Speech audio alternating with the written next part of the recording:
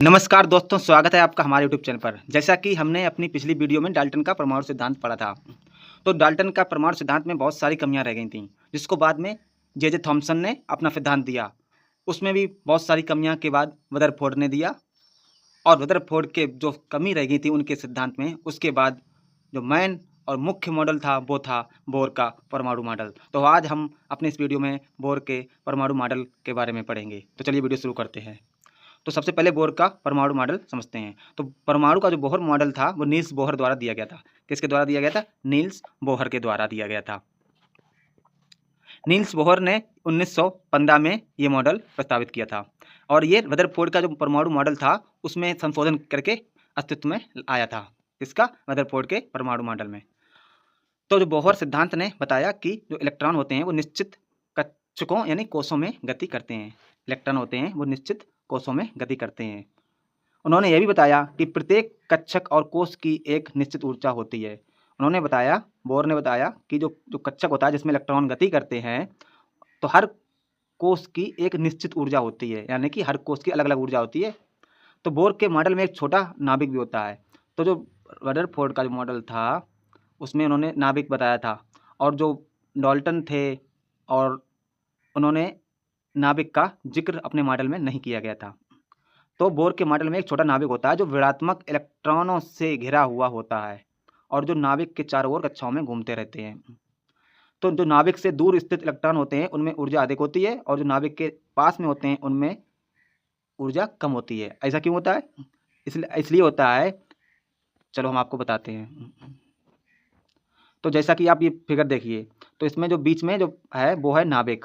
इस नाभिक में प्रोटॉन और न्यूट्रॉन रहते हैं, और ये धनावेशित होता है, और इसके चारों ओर निश्चित कक्षाओं में इलेक्ट्रॉन गति करते रहते हैं। तो जो नाभिक के पास में जो इलेक्ट्रॉन गति करते हैं उनमें ऊर्जा कम होती है, और जो नाभिक से दूर इलेक्ट्रॉन होते जाते हैं उनमें ऊर्जा अधिक होती है। क्योंकि जो नाभिक के पास इलेक्ट्रॉन होते हैं तो वो एक आकर्षण बल द्वारा, जो नाभिक में धनावेशित होता है, धनावेश होता है, उससे इलेक्ट्रॉन आकर्षण होते हैं, जिससे वो बाहर नहीं निकल पाते हैं, और बाहर निकलने का प्रयत्न तो करते हैं लेकिन वो आकर्षण बल उन्हें खींचे रहता है, और वो बाहर निकलने के लिए जोर लगाते हैं, यानी अपनी ऊर्जा को लगाते हैं, खर्च करते हैं। जब ऊर्जा कम होगी, जब बाहर निकलने के लिए वो अपनी इलेक्ट्रॉन ऊर्जा खर्च करते हैं, तो उनमें निश्चित ऊर्जा कम हो जाएगी जब अपनी ऊर्जा खर्च कर देंगे। तो इसलिए जो नाभिक के पास इलेक्ट्रॉन होते हैं उनमें ऊर्जा कम होती है, और जो बाहर इलेक्ट्रॉन होते हैं उनमें ऊर्जा अधिक होती है। तो आप समझ गए होंगे कि जो नाभिक के पास इलेक्ट्रॉन स्थित होते हैं कक्षाओं में, उनमें ऊर्जा स्तर कम होती है, ऊर्जा कम होती है, क्योंकि वो अपनी ऊर्जा व्यय कर देते हैं, यानी वेस्ट कर देते हैं बाहर निकलने के चक्कर में। तो अब हम पढ़ेंगे बोर के परमाणु मॉडल के सिद्धांत। तो एक परमाणु में, बोर ने बताया कि परमाणु में इलेक्ट्रॉन यानी ऋणात्मक आवेशित, धनात्मक आवेशित नाभिक के चारों ओर एक निश्चित वृत्ताकार पथ में गति करता रहता है, जिसे कक्षा या कोष कहते हैं। ये आप देख सकते हैं फिगर में, ये कक्षाएं हैं, इसमें इलेक्ट्रॉन गति करते रहते हैं। ये चार हैं जो देख रहे हैं, KLMN, ये इन्हें कोष कहते हैं। इनमें इलेक्ट्रॉन गति करते हैं, इन्हें हम कोष, कक्षा, या हम बाद में पढ़ेंगे। और उन्होंने बताया कि प्रत्येक कक्षा या कोष की एक निश्चित ऊर्जा होती है। हमने अभी आपको बताया था कि प्रत्येक, जैसे कक्षाएं 1 2 3 4 KLMN दिख रही हैं, इसमें से K की अलग ऊर्जा होगी, L की अलग होगी, M की अलग होगी, N की अलग होगी, सबकी अपनी एक निश्चित ऊर्जा होती है। और इन वृत्ताकार कक्षाओं को कक्षीय कोष के रूप में जाना जाता है, और इन वृत्ताकार जो है इनको हम कक्षीय कोष के रूप में जानते हैं। ऊर्जा स्तरों को एक पूर्णांक n बराबर Na123 द्वारा दर्शाया जाता है, जिसे क्वांटम संख्या कहते हैं। जो आप देखते हैं, जो ये कोष हैं इन्हें एक पूर्णांक संख्या द्वारा दर्शाते हैं, जैसे n से प्रदर्शित करते हैं, जैसे 1 2 3 4 जैसे आप देख सकते हैं, और इन्हें क्वांटम संख्याएं कहते हैं। क्वांटम संख्या की यह श्रेणी नाभिक की ओर से शुरू होती है, यानी इधर नाभिक से शुरू होती है, जहाँ n बराबर n1 सबसे कम ऊर्जा स्तर वाला होता है, क्योंकि हमने आपको बताया था नाभिक के पास जो 1 नंबर की जो कक्षा है उसमें ऊर्जा कम होती है। और कक्षाएं n बराबर 1 2 3 4 को हम KLMN कोषों के रूप में निर्दिष्ट किया जाता है। तो K बराबर 1 होता है, L बराबर 2 होता है, M बराबर 3 होता है। ये कक्षाएं हैं जिन्हें हम KLMN से प्रदर्शित करते हैं। बोहर ने बताया कि एक परमाणु में इलेक्ट्रॉन आवश्यक ऊर्जा प्राप्त करके निम्न ऊर्जा स्तर से उच्च ऊर्जा स्तर की ओर गति करते हैं, तथा एक इलेक्ट्रॉन ऊर्जा खोकर उच्च ऊर्जा स्तर से निम्न ऊर्जा स्तर की ओर गति करते हैं। जैसे कोई इलेक्ट्रॉन K में, यानी K बराबर बताया था पहली कक्षा में, यानी K में गति कर रहा है, चक्कर लगा रहा है, और अगर उसे कहीं से एक ऊर्जा मिल गई,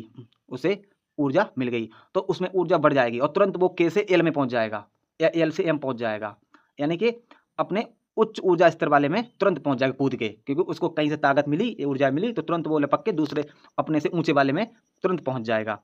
और कोई इलेक्ट्रॉन जैसे एम कक्षा में गति कर रहा है और उसने कुछ ऊर्जा अपनी व्यय कर दी, यानी वेस्ट कर दी, खो दी, तो तुरंत वो बेचारा जब उसके अंदर ऊर्जा ही नहीं रहेगा तुरंत नाभिक के पास वाले यानी के में आके गिर पड़ेगा, उसके अंदर ऊर्जा कम हो जाएगी। तो और ये ऊर्जा निकालते कितनी है और लेते कितनी है, तो ये लेते हैं डेल्टा ई बराबर एच बी, जहाँ एच होता है प्लांक नियतांक होता है, वी आवृत्ति होती है। और अब डेल्टा ई क्या मतलब है, तो जैसे कोई इलेक्ट्रॉन के से एल में या एल से एम में गया, तो जो के की जो ऊर्जा है और एल की ऊर्जा है इनमें अंतर आ जाएगा ना, इसलिए इसे डेल्टा ई से प्रदर्शित करते हैं। तो ये जो इलेक्ट्रॉन होते हैं वो डेल्टा ई बराबर एच बी ऊर्जा निकालते हैं या लेते हैं, कितनी, डेल्टा ई बराबर एच बी ऊर्जा लेते या निकालते हैं, या तो लेंगे ग्रहण करेंगे या तो निकालेंगे। अगर ग्रहण करेंगे तो तुरंत ही नीचे स्तर वाली कक्षा से तुरंत ऊपरी कक्षा में तुरंत इलेक्ट्रॉन मूव कर जाएगा, और अगर ये निकालेंगे ऊर्जा तो ऊपर से तुरंत नीचे आके नाभिक के पास आके कक्षा में गिर जाएगा।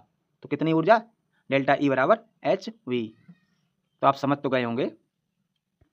नेक्स्ट है बोहर के परमाणु मॉडल की कमियां। अब इनके मॉडल में कुछ कमियां भी रह गई थी, वो क्या थी, तो बोहर का जो परमाणु मॉडल है वो जीमान प्रभाव यानी परमाणुओं के स्पेक्ट्रम पर चुंबकीय क्षेत्र का प्रभाव की व्याख्या करने में विफल रहा था। तो बोहर ने जीमान प्रभाव की व्याख्या करने में विफल रहे थे, ये इनकी कमी थी। और दूसरी कमी थी यह स्टार्क प्रभाव यानी परमाणुओं के स्पेक्ट्रम पर विद्युत क्षेत्र का प्रभाव की व्याख्या करने में भी असफल रहा। और ये हाइजेनबर्ग अनिश्चितता सिद्धांत का उल्लंघन करता है, यह सिद्धांत हाइजेनबर्ग अनिश्चितता सिद्धांत का उल्लंघन करता है। और यह बड़े परमाणुओं से प्राप्त स्पेक्ट्रा की व्याख्या नहीं कर सका। ये बोहर के परमाणु मॉडल की मुख्य कमियां थीं। तो कैसी लगी हमारी वीडियो, आपको अगर सही से समझ में आ रही है तो हमें कमेंट में एक बार बता जरूर दें। तो चलिए मिलते हैं दोस्तों अगली वीडियो पे। जय हिंद।